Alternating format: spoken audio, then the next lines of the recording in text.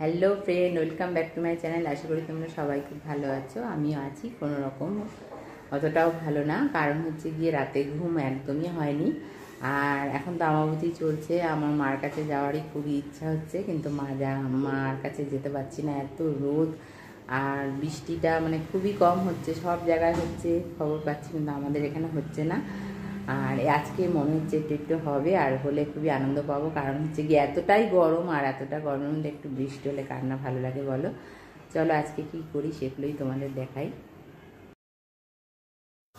আর আজকে আমার মেয়ে বাড়িতে আছে, রবিবার, ও গেছে চা করছে এখনও। আর আমি দেখছি যে দেখো আমার যে বাড়ির মানে ঘরের পেছনে যে গাছ লাগিয়েছিলাম, বৃষ্টির জল পড়ে মানে যতই আমি জল দিই, বৃষ্টির জলে দেখো গাছ কি সুন্দর ধুয়ে মুছে পরিষ্কার হয়েছে এবং ফুল হয়েছে গাছে। সেটাগুলো অনেকগুলো ফুল হয়েছে। আর এটা হচ্ছে গিয়ে কুলেখাড়া পাতা সেদ্ধ করেছি আমি।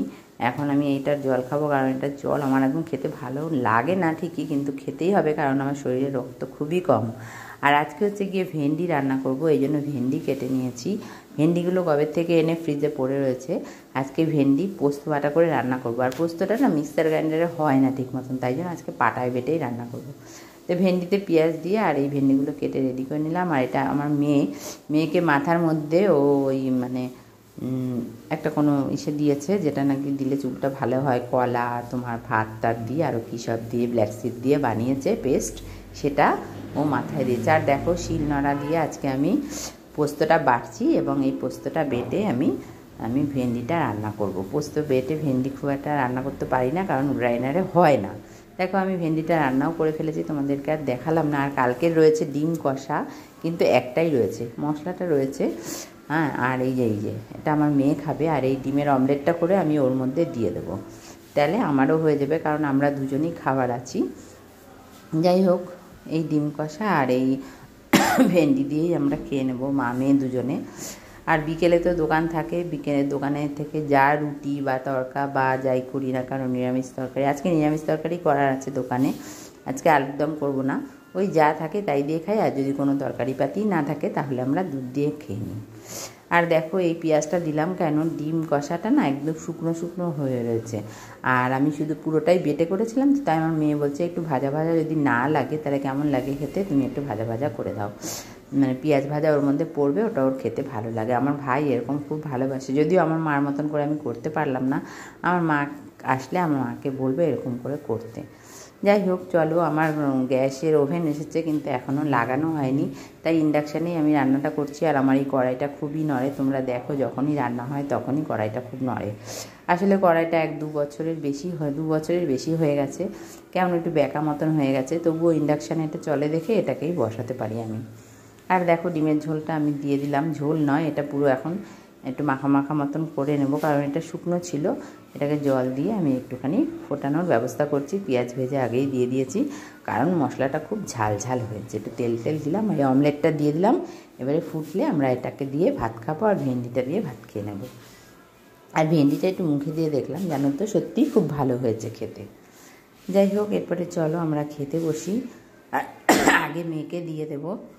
আর এগুলো হচ্ছে গিয়ে মেলা থেকে কিনেছিলাম, এই কাপগুলো আমার এখন বের করছি, কারণ আমার হচ্ছে গিয়ে ননদের বর একটু চা চেয়েছে, ওদের মিস্ত্রি কাজ করছে, তো তাই জন্য ওকে একটু চা করে দেবো দেখে 2 কাপ, তাই আমি এই কাপগুলো বার করলাম। আর মেয়ের ভাতটা আগে এখন রেডি করে দিয়ে দিচ্ছি, মেয়ে আগে খেয়ে নিক, আমি একটু কাজকর্ম সেরে বিড়ালগুলোকে খেতে দিয়ে তারপরেই আমি খাবো। দেখো এই যে মেয়ের ভাত সাজিয়ে আমি নিয়ে চলে গেলাম, এবারে মেয়েকে দিয়ে আসি, তারপরে আমি স্নান টান করে খেতে বসবো, কারণ খাওয়ার পরেই না একটু শুতে ইচ্ছা করে। আর এত কাজ করে তো স্নান করে খেয়ে দিয়ে শুলে বেশ ভালো লাগে। আর এখন দেখো আমি এখনই খেতে পারবো না, মাছ হচ্ছে গিয়ে আমাদের ওপরে, আমার শ্বশুরমশাই তো এখন আর নেই, ওর বাবা বাড়িতে না, যেদিন আসার কথা থাকে আমার শ্বশুরমশাই মাছ আনে বা রান্না করে ওপরে। এখন যেহেতু উনি নেই, মাছ আনবে কে, ওর বাবা বাজারে যায়, ওর বাবাও নেই বাড়িতে, এবার ওর বাবা মাছ ছাড়া ভাত খেতে পারে না, তাই জন্য আমি যে বিড়ালের জন্য তেলাপিয়া মাছ এনেছি সেগুলো সত্যিই ভালো, তার থেকে কয়েকটা আমি 2টো নিলাম, নিয়ে ভাবছিলাম 2টোই করবো, কিন্তু না, একটাই করবো, একটা করে 2 পিস রান্না করে আমি ওপরে দিয়ে দেবো, কারণ আমি তো রান্না পেঁয়াজ রসুন খুব কম দিই, মাছে ওরা খাবে কি না খাবে, যেন 2 পিসই করবো, যদি খায় তো খাবে। আমি এটা কাঁচা লঙ্কা আর বেগুন দিয়ে রান্না করে ঝোলটা রেখে দেবো, যদি খায় তাহলে আমার বর রাতে এটা দিয়েই খাবে, আর না খেলে কি করব, ওই 2 পিস মাছ আমার শাশুড়িকে আর আমার বরকে দিয়ে পাঠাবো রাত্রে। যাই হোক, এটা কিন্তু খুব ভালো লাগে, তোমরা খেয়ে দেখতে পারো। এটা পেঁয়াজ দেওয়া হয় না, কিন্তু কালো জিরা কাঁচা লঙ্কা দিয়ে মানে ইলিশ মাছ যেইভাবে রান্না করা হয় আমি আমার বাবা করতে।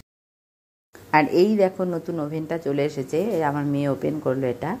আর এটাকে হচ্ছে গিয়ে পাইপ টাইপ রেগুলেটর সব দেওয়া রয়েছে, মিস্ত্রি এনে লাগিয়ে এটা দেখি কবে ব্যবহার করি। ইচ্ছা আছে গোপালের রান্নাটা দিয়ে শুরু করার, কিন্তু জানি না কবে হবে, আমার উচিটা ছাড়লেই করব।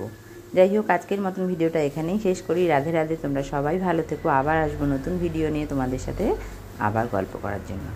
রাধে রাধে, সবাই ভালো থেকো আর রাধে রাধে বলো, এবং সবাই খুব আনন্দ করো, কারণ বৃষ্টি হয়েছে এবং খুব ভালোভাবেই হয়েছে, আর খুব ঠান্ডা ঠান্ডা ওয়েদারটা পড়েছে, বেশ ভালো লাগছে। রাধে রাধে।